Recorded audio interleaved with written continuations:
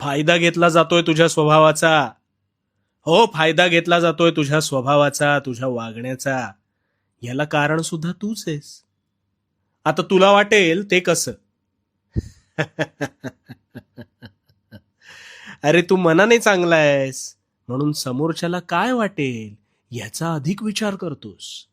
पण त्याचा काहीच उपयोग नसतो, कारण समोरील व्यक्ती त्याला हवं त्याच पद्धतीने वागणार आहे. साधं उदाहरण घेऊया. विस्तवावर दूध उकळायला ठेवलंस तर काही वेळाने ते दूध उकळू लागतं.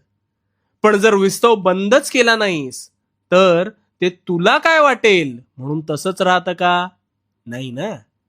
दूध त्याचा स्वभाव सोडत नाही आणि बाहेर वाहून जातं. आता ह्यातून तुला काय कळलं? अरे स्वतःचा स्वभाव हा कधी सोडायचा नाही.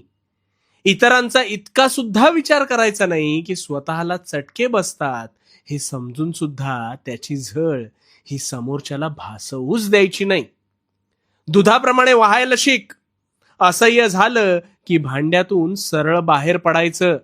स्वतःची घुसमट होऊ देणं हे सुद्धा स्वतःला नाहक शिक्षा दिल्यासारखंच आहे. स्पष्ट वक्तेपणा अंगी बाळग.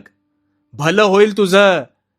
अरे गुलाबाला काटे असले तरी त्याचा रुबाब आणि सुगंध हा हवा हवासा वाटतोच ना रे.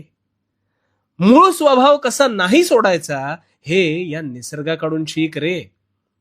समोरच्याला तुझा फायदा घेऊन फरफटू दिलंस की जखमा तुला होणार आहेत. त्यापेक्षा जे नाही पटत ते बोलून मोकळा हो. कसं आहे, तुला कितीही सांगायचं असलं तरी त्याला हवं तेच तो ऐकणार आहे. हे माझं वाक्य सदैव ध्यानात ठेव. आणि हो, आणि हो, भिवू नकोस. भिवू नकोस, कारण मी तुझ्या पाठीशी आहे. भिवू नकोस, मी तुझ्या पाठीशी आहे.